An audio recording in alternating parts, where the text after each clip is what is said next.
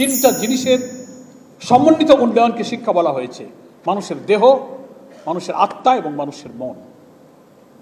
এবং এই সমন্বিত উন্নয়ন রয়েছে আল্লাহর পক্ষ থেকে নাজিলকৃত কিতাব প্রিয় নবীর সুন্নাহর ভিত্তিতে। যে শিক্ষা প্রজন্মের আখলাক এবং চরিত্রকে তৈরি করার জন্য বাস্তবায়ন করা যাবে, তার মধ্যেই রয়েছে মানুষের দেহ, মন আর আত্মার সমন্বয়। এখন দাবি করা হচ্ছে যে প্রাথমিক স্কুলের শিক্ষক নিয়োগের প্রশ্নটা আজকে আনতে হলো কেন? কত বড় দুর্ভাগ্য! আমি একটা ছোট্ট উদাহরণ দিই।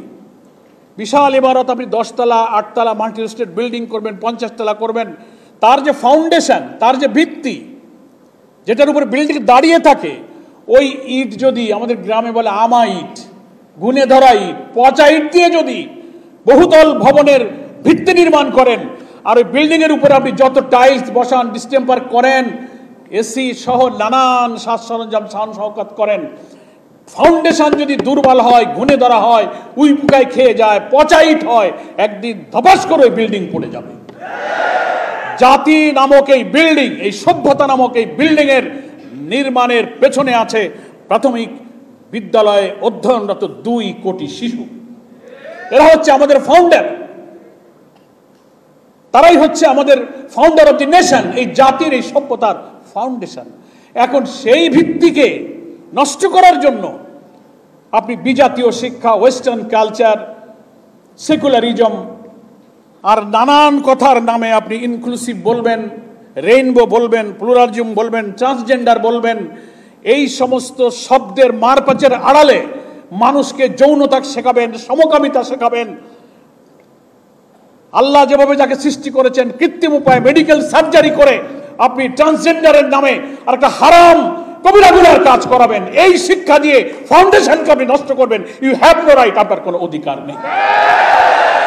সুধীবৃন্দ, আমি তাই পরিষ্কার সংক্ষেপে বলতে চাই, একটি সমাজ, সভ্যতা, রাষ্ট্র বিনির্মাণের প্রয়োজনে আমাদের জাতির ভবিষ্যৎ যারা আগামী দিনে রাষ্ট্রপতি, প্রধান বিচারপতি, সেনাপ্রধান, প্রধানমন্ত্রী, পার্লামেন্ট মেম্বার, সচিবালয়, DC, SP, UNO, every key point of our state, রাষ্ট্রের প্রতিটি গুরুত্বপূর্ণ যন্ত্রে যারা দায়িত্ব পালন করবে, তারা হচ্ছে আজকের শিশু। আপনি কি অবাক হয়ে শুনলেন, 1,18,000 বিদ্যালয়ে এখন 2 কোটি শিশু লেখাপড়া করছে। এরাই তো আগামী দিনে রাষ্ট্র চালাবে। এর মাথায় যদি যৌনতা ঢুকিয়ে দেন, সমকামিতা ঢুকিয়ে দেন, অশ্লীলতা ঢুকিয়ে দেন, আমার জাতীয় সভ্যতা, সংস্কৃতি, জাতিসত্তা, মূল্যবোধ বিরোধী চেতনা এখনই যদি ঢুকিয়ে দেন, তো এই সভ্যতা একদিন ধপাস করে পড়ে চুরমার হয়ে যাবে। এই সভ্যতা থাকবে না।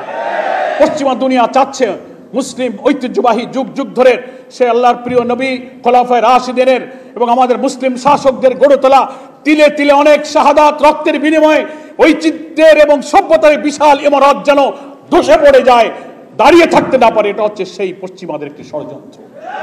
আমার সংক্ষেপ কথা হলো, আজকের এই জাতীয় মূল্যবোধ সংরক্ষণ পরিষদের যে প্রতিপাদ্য বিষয় নিয়ে সেমিনার, এটা অত্যন্ত সময়োপযোগী, যথার্থ এবং যৌক্তিক। অবিলম্বে আজকে প্রবন্ধকার সরকারের সাবেক সচিব যদি একটু আশ্বস্ত করেছেন যে প্রজ্ঞাপনটা জারি করা হয়েছিল সেটা উজ্জ্ব করার জন্য আইন মন্ত্রণালয় বিবেচনাধীন আছে। আমরা আল্লাহ শুকরিয়া আদায় করি। অবিলম্বে এটা তো বাতিল করতে হবে এবং অবিলম্বে ধর্মীয় শিক্ষা, নৈতিকতা, যে শিক্ষার জন্য পৃথিবীতে আল্লাহ নবী এসেছিলেন, আখলাক গঠন করা হবে শিক্ষার উদ্দেশ্য। সেই শিক্ষার জন্য আমার আদব কায়দা, সততা, নৈতিকতা, আমার মধ্যে চরিত্র, তিনি ডাক্তার হবেন, ইঞ্জিনিয়ার হবেন, রাষ্ট্রপতি হবেন, সেনাপ্রধান হবে, কিন্তু তিনি দুর্নীতি করবেন না, মিথ্যা বলবেন না, হারাম খাবেন না, জেনা করবেন না, ব্যভিচার করবেন না, সৎ রাষ্ট্রপতি, সৎ প্রধানমন্ত্রী, সৎ সেনাপ্রধান, সৎ বিচারপতি হয়ে গোটা রাষ্ট্রকে তারা চালাবে। আজকের শিশুদের এই শিক্ষার সময় যদি এই ফাউন্ডেশন নির্মাণে এই বাংলাদেশ আমার সামনে বসা আছে, গোটা বাংলাদেশ এখানে বসা, আমরা যদি আপসহীন, অকুতভয়, রাজনীতি, দলীয় স্বার্থের ঊর্ধ্বে একটু সিরিয়াস পদক্ষেপ না নিতে পারি, আমরা জাতির কাছে, আমার সন্তানের কাছে, প্রজন্মের কাছে আমরা দায়ী থেকে যাব।